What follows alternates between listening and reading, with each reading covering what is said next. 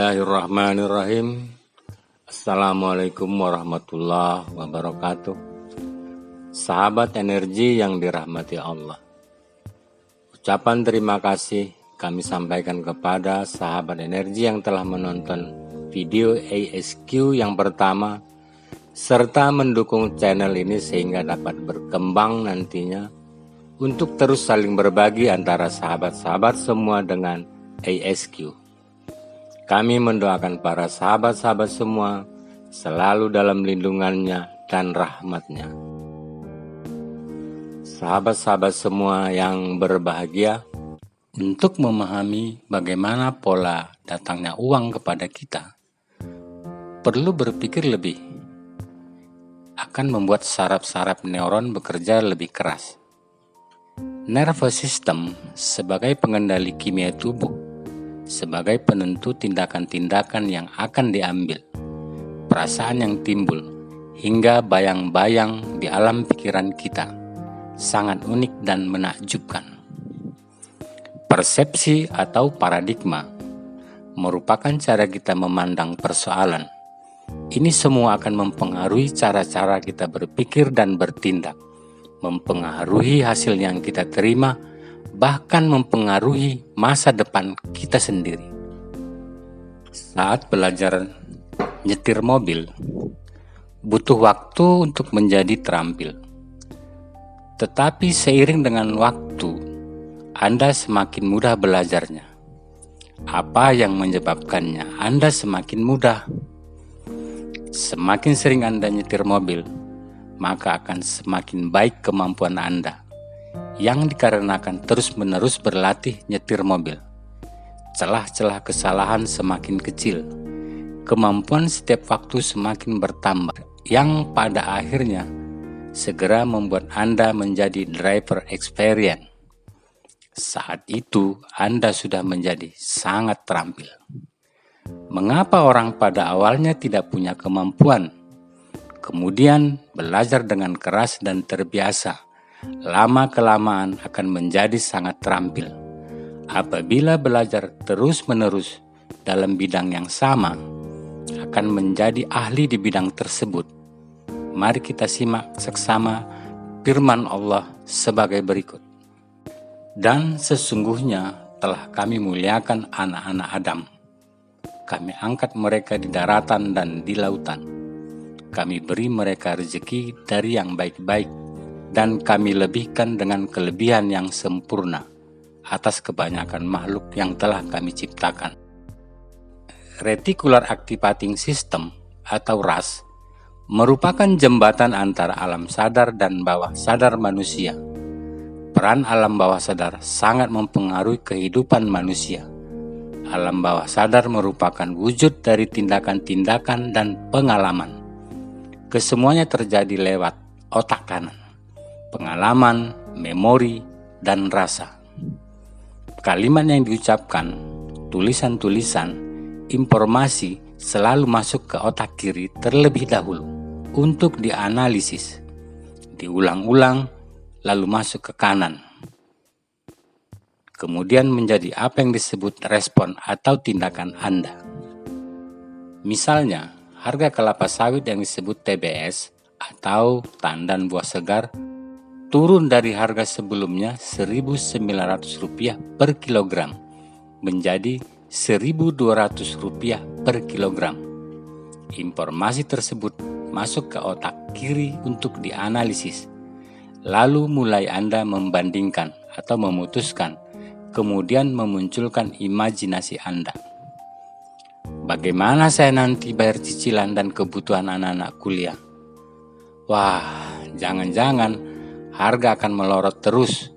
Bagaimana dengan cicilan kendaraan, biaya kuliah anak, dan lain-lain? Begitulah batin kita. Emosi dan imajinasi ada di otak kanan. Bahwa otak kiri menerima informasi tersebut terlebih dahulu, lalu pindah ke otak kanan. Ditambah imajinasi, terbangun bayangan emosi. Apakah emosi bahagia, suka, sedih, gembira, atau terpana? Maka RAS, reticular activating system terbuka menjadi nilai yang baru di dalam pikiran kita, serta menjadi dasar kita untuk bertindak.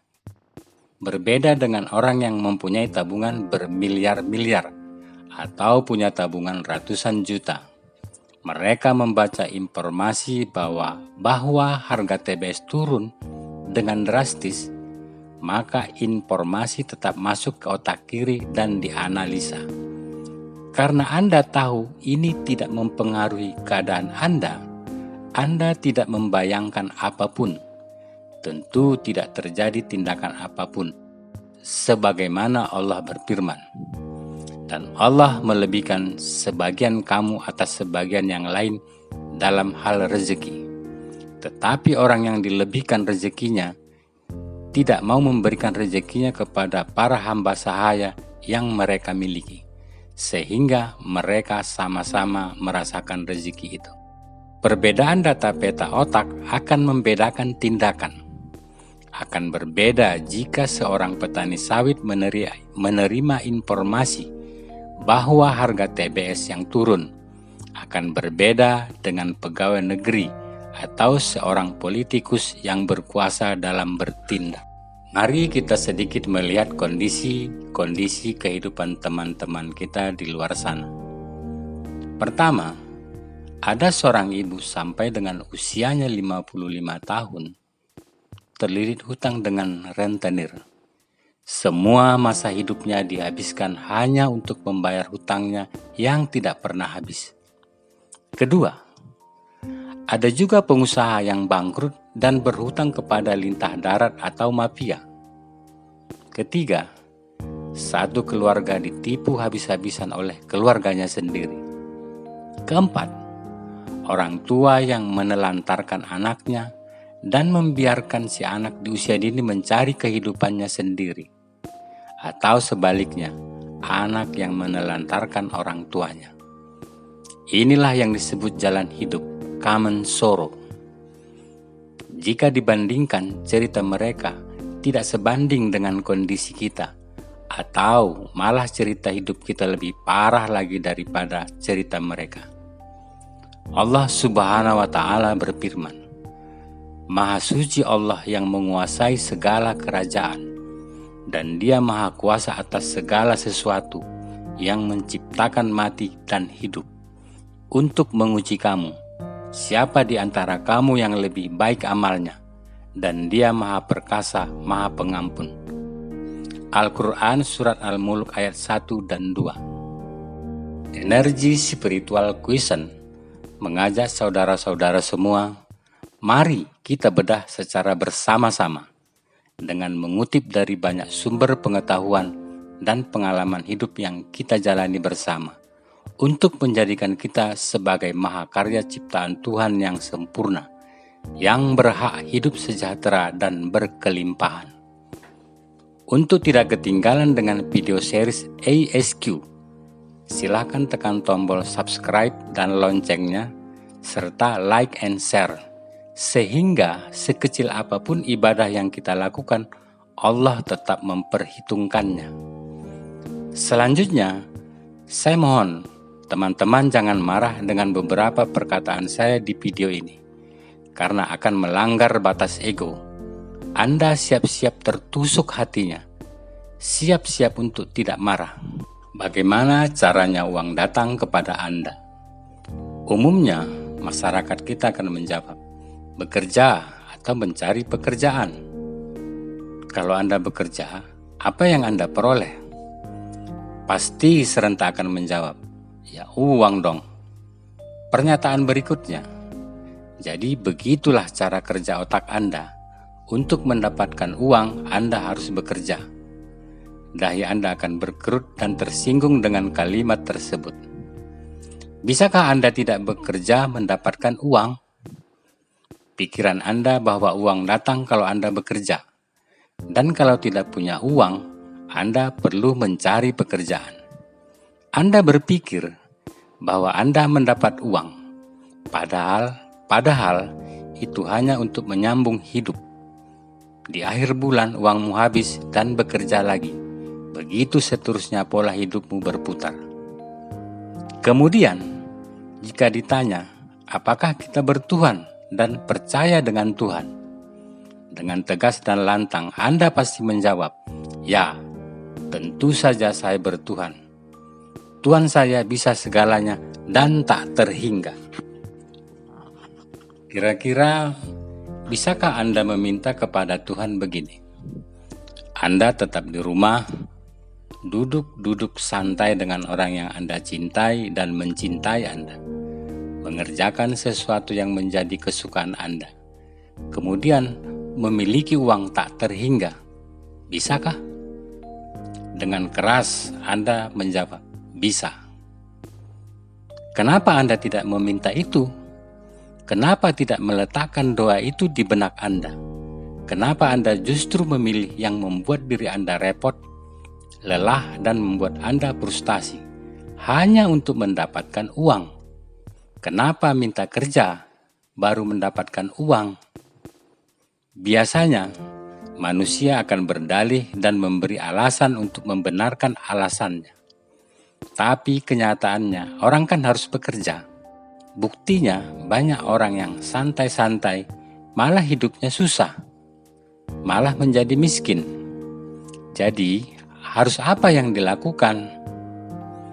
Jika Anda menyimak video ini masih mempertahankan dan mempertanyakan hal-hal yang dasar, Anda harus siap-siap untuk kecewa.